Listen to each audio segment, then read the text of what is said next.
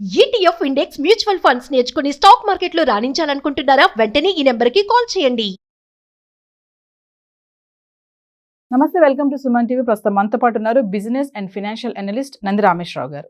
నమస్తే సార్.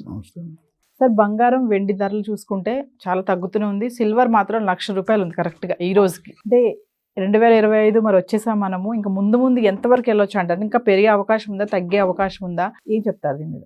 ఒకసారి పెరుగుతుంది, ఒకసారి తగ్గుతుంది, పెరుగుతుంది. It's very too difficult to analyse. But however gold has its own demand in the market.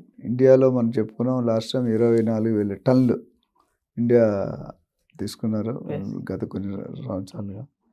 ఇప్పుడు ఏంటంటే ఫెడరల్ రిజర్వ్ బ్యాంక్ ఉంటుంది, బ్యాంకు. ఆ ఫెడరల్ రిజర్వ్ జనరల్గా పాయింట్స్, బేసిస్ పాయింట్స్ అంటారు. బేసిస్ పాయింట్ రివైజ్ చేసిన వల్ల దాని మీద ఇంపాక్ట్ కొద్దిగా పడుతుంది. అట్లానే డాలర్ ఇండెక్స్ డిఎక్స్వై దాని సూచి బట్టి మారుతుంటుంది. అట్లానే ఈటీఎఫ్, అలానే కామెక్స్ కమోడిటీ ఎక్స్చేంజ్, ఇవన్నీ కూడా ఫెడరల్ బ్యాంక్ రిజర్వ్ కానీ నేను చెప్పిన ఈ మూడు బాడీలు ఈటీఎఫ్ కానీ, డిఎక్స్వై కానీ, లేకపోతే కామెక్స్ కానీ, ఈ మూడిట్లో కూడా ఇన్ఫ్లేషన్ రేట్ ఆధారపడి ఉంటుంది, డిమాండ్ సప్లై రేట్ ఉంటుంది. ఇప్పుడు ఇజ్రాయెల్ మిగతా కంట్రీలు ఇప్పుడు యుద్ధంలో యుక్రెయిన్, రష్యా, ఇజ్రాయెల్ ఇవన్నీ కూడా యుద్ధాలు అయినప్పుడు వాళ్ళ నిధుల్ని కొద్దిగా వదులుతారు మార్కెట్లోకి. 500 టన్నులు, 1000 టన్నులు, 2000 టన్నులు. ఆ టన్స్ ఆ బంగారం బయటకు నిధులు సర్వైవ్ అవ్వడానికి యుద్ధాలు అవుతుంటే ఎవరు ఉండరు కాబట్టి, ఇన్కమ్ రాదు కాబట్టి, టూరిజం ఉండదు, ఏముండదు కాబట్టి నిధులు కావాలి బతకడానికి. నిధులు కావాలంటే వాళ్ళ దగ్గర ఉన్న ఒక అస్త్రం రాంబాణం గోల్డ్.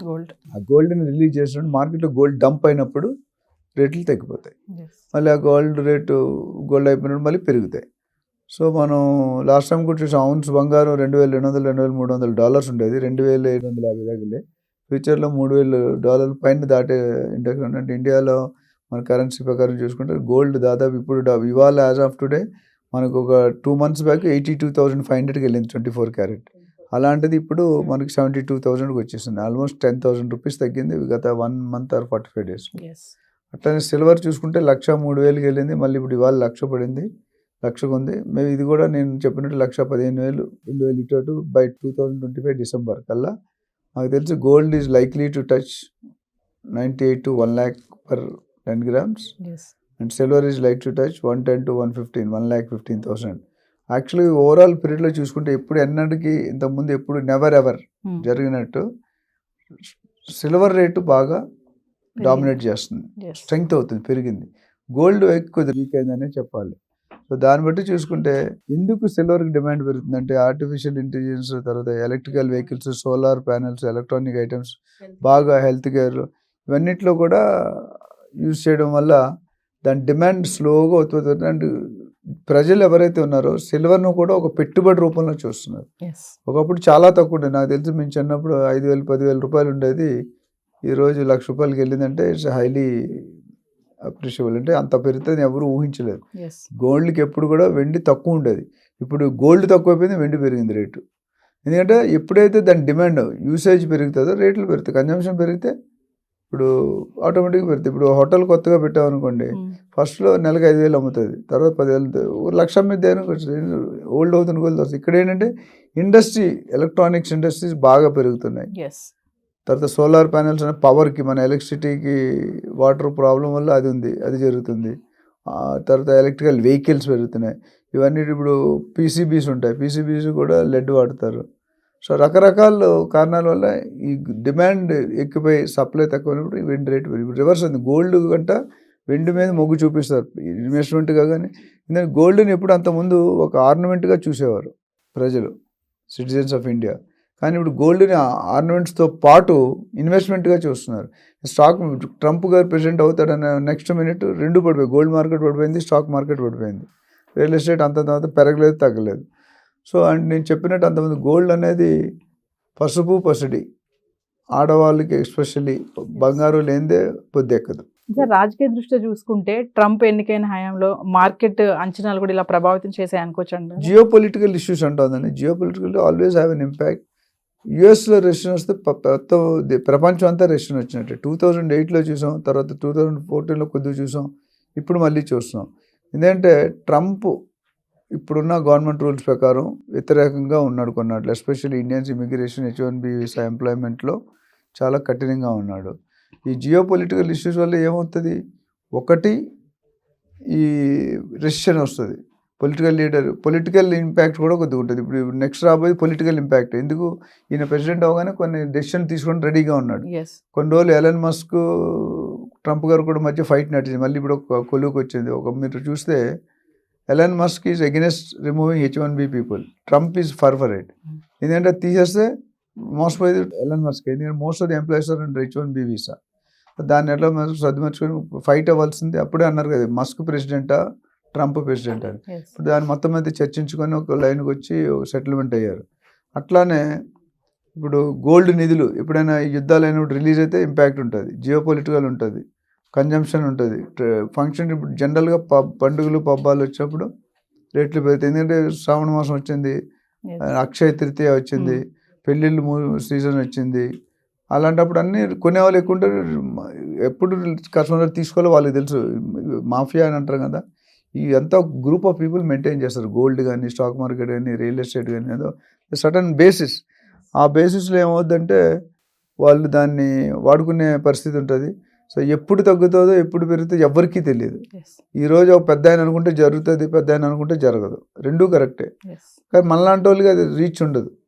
మనం ఒక ట్రయల్ అండ్ ఎర్రర్ వేస్తాం. GTB అని ఒక బ్యాంక్ ఉండేది 1990s గ్లోబల్ ట్రస్ట్ బ్యాంక్ అని. రమేష్ గెల్లి అని వైశ్య బ్యాంక్ చైర్మన్గా రిటర్న్ అయ్యి ఇక్కడ చైర్మన్గా పెట్టాడు. అప్పుడు ₹10 ప్రైమరీ షేర్ వాల్యూ స్టాక్ మార్కెట్లో. మేము అందరం అప్లై చేస్తే 1000 అప్లై చేస్తే కొంతమందికి 50 వచ్చాయి, కొన్ని 100 వచ్చాయి. అంటే 99 times 98 times ఓవర్ సబ్స్క్రైబ్ అయింది. ఆయనకు కావాల్సిన 100 కోట్లు అంటే ఆయనకు వచ్చింది 1,00,000 కోట్లు. అట్లా వచ్చేసి అంత. సో ఎవరికి ఇవ్వాలి ఎవరు తెలియదు. ₹90 ₹80 లిస్ట్ అయింది. సో అంటే చాలా ఒక రోజులోనే ₹10 ఖర్చు ₹70-80 అయిపోయి ఎంత లాభం. అదేవిధంగా గోల్డ్ మార్కెట్ కూడా అంతే, ఎప్పుడు తగ్గుతుంది ఇప్పుడు బేసిక్గా కారణం ఏంటంటే recession, geo political conditions, federal reserve bank basis point ratio, ఇవన్నీ కూడా రెపో రేషియో అని ఉంటుంది. ఇవన్నీ కూడా ఒక్కొక్క పార్ట్గా కంట్రిబ్యూట్ చేస్తాయి. సో ఇందులో ఏ పార్ట్ ఎప్పుడు మారితే మీకు నాకు తెలియదు. ఆర్బీఐ గవర్నర్ సడన్గా రేపు నుండి ఇంత తగ్గింది, రెపో రేట్ తగ్గించాము. రెపో రేట్ అంటే ఇప్పుడు రకరకాల మీనింగ్స్ ఉన్నాయి. ఇప్పుడు మనకు దగ్గర డబ్బులు తీసుకుంటారు, ఆ డబ్బులు మనకి 7% ఇచ్చి వాళ్ళు 9% కూడా 10% అప్పుకి ఇస్తారు. అక్కడ కరెక్ట్ చేసి దాంట్లో వచ్చిన మార్జిన్తో బ్యాంకులు బతుకుతాయి. కొన్ని బ్యాంకులు ఇప్పుడు కలిసిన తర్వాత లాభాలు వస్తుంటే నష్టాలు వచ్చాయి, ఎందుకంటే 3-4 బ్యాంకులు ఒక బ్యాంక్ చేశారు.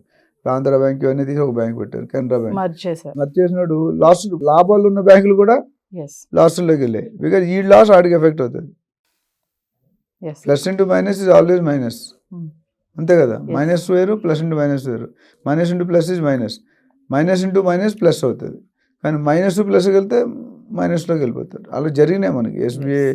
ఎస్బీఐ బ్యాంకులో మర్చి అయినాయి, SBI అనేది తీసేశారు, ఆంధ్ర బ్యాంక్ అనేది తీసేశారు, మిగతా కొన్ని బ్యాంకులు తీసేశారు. సో ప్రాబ్లం అయింది. ఇప్పుడు కొద్దిగా సెటిల్ అవుతుంది. ఫస్ట్ మార్చిన 2-3 సంవత్సరాల్లో banks are not comfortable, they were reducing. ఏంటంటే ఒకటే బ్యాంక్కి ఈ పెద్దోళ్ళని ఎక్కడ పెడితే ఇక్కడ GM ఉన్నాడు, అక్కడ GMగా మేనేజర్గా పెట్టలేడు కదా. మరి ఆ బ్యాంకులోని GM వీటికి ఎవరికి ఇస్తారు?